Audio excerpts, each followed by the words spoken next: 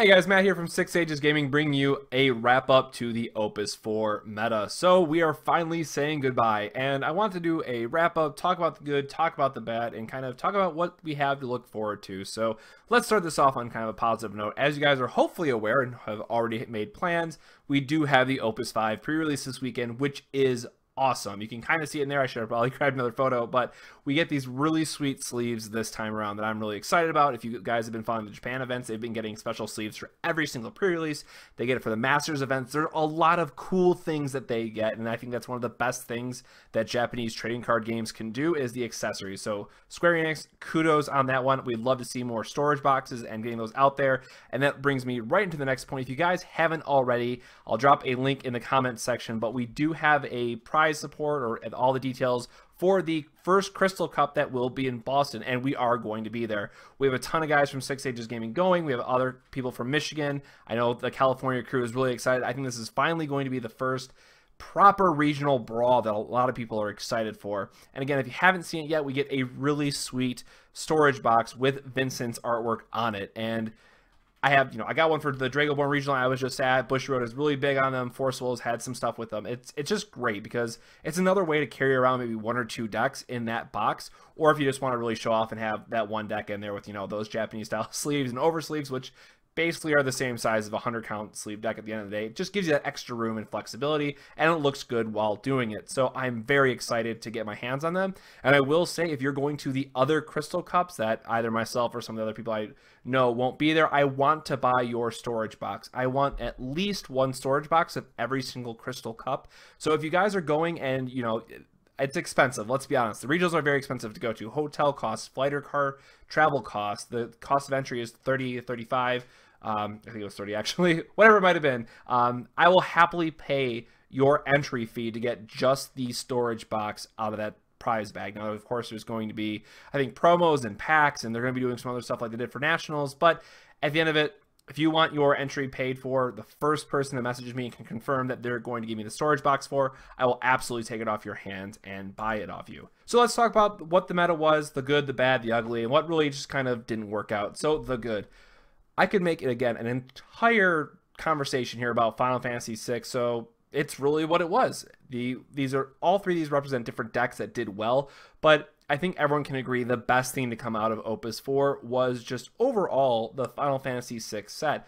We have the Banana Suit Sid, as Max called it, and I will forever call it Banana Suit Sid now, which was going to be the tutor. Obviously, that's going to be a key part of any title-based deck, that if you're either playing parts of it or the whole deck is themed around Final Fantasy VI in this case, you want a card that's going to search for those key cards in those specific instances that you're looking for.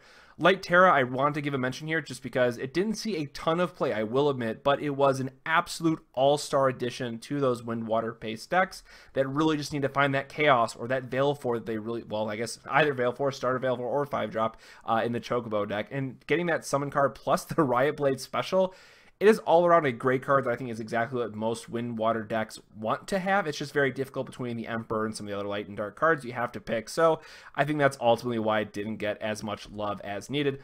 And then Daddy Luma. This card brought its own deck to the format that we hadn't seen previously. And yes, that is part because of Cactar, the other ping effects, and some of the other support that Wind Earth decks in general got, like those two elements separately coming together to create this. But it's important to note that I believe this is going to be a card we're going to see more of in the future. And it's going to be very interesting to see how other ping effects can help improve this card, or if we just get more straight break effects, extra Odins, things of that nature that are going to make it less playable.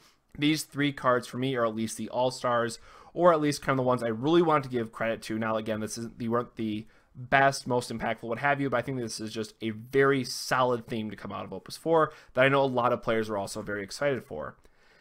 And then we have the bad. So this is a combination of either overhyped cards, which Magic Pot, I think we did kind of a mid-meta update. Magic Pot was just completely overhyped by a lot of people. It is still really cool, I will say, in some of the Final Fantasy VII based decks where you have a heavy focus on either or Zac and Cloud, so you can do cool things with that, but it is ultimately a little bit slower than we would have hoped for. Babas, which was a very interesting card, when you're in this kind of Death and Taxes style, or just having these additional effects that are going to make your opponent pay the 1 crystal point, 2 crystal point, whatever it might be, either every time they attack. We have the new Emperor card that's also going to play into this theme. So maybe Babas is going to get its day in the spotlight in this next set. I'm not too sure, but I know at least this is a card that I was very excited about and kind of missed the mark. And I know there was a couple mono ice decks that played it every now and then. There was a Golbez deck that also played it as a 2 of, if I'm not mistaken. That was the ice focus, so that earth lightning ice focus Golbez deck. But overall, I think it wasn't, we can agree that it wasn't as great as many people might have expected it to be. And then Ritz, which I will admit, again, if we had a sideboard in this game, this would be the #1 card that, cool, I'm playing Wind. It's a sideboard card because it's either going to be really good in those water-based matchups where they have all the Leviathan, all the Sildras. But the truth is we didn't see a lot of that in this format, which might be kind of the first time ever.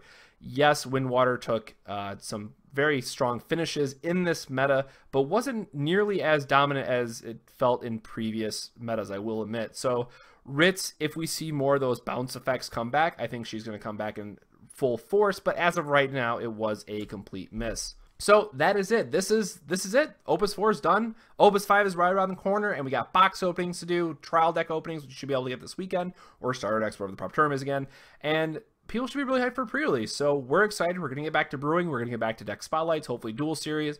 We might be shaking it up with Octagon. There's a lot of exciting things going on for Opus 5. And we also really want to get back to either having players write for Mognet or doing articles or player interviews and articles at regionals and kind of giving you guys those live updates. But even if it's Facebook live update, you know, just getting more of the community involved at these events and making it feel that you guys can still be there. You know, the shout out to the Break Zone. They're going to be streaming every single regional. That's absolutely amazing for the game. I cannot give those guys enough love. So if you haven't already, check out their YouTube channel. They have also a Facebook fan page. I'll give them a lot of love. I'll drop them in the comments as well.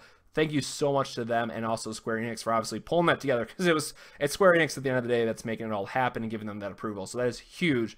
So if you guys want to stay up to date on organized play, streaming, all that good stuff, make sure to follow our channel, and we're going to make sure to be in the Final Fantasy TCG US group. If you're not already, that's where we're going to do all the updates. So what do you guys think? Are you excited for Opus 5? Do you think that Opus 4 was, you know, just kind of this filler? We had no organized play, so I know there's a lot of lackluster, you know, moments here and there, but is Opus 5 going to bring the hype back? Who knows? I'm really excited to hear what you guys think in the comments down below. So if you enjoyed this video, make sure to drop us a like. That helps us out a ton. Again, I can't express that enough. Make sure to slam that subscribe button, and don't forget to stay tuned for future Final Fantasy TCG videos. So on behalf of myself and the rest of the Six Stages Gaming crew, thank you so much for watching, guys, and we'll catch you on the next video. This video made possible thanks to our Patreon supporters. Thank you to our honorary sages.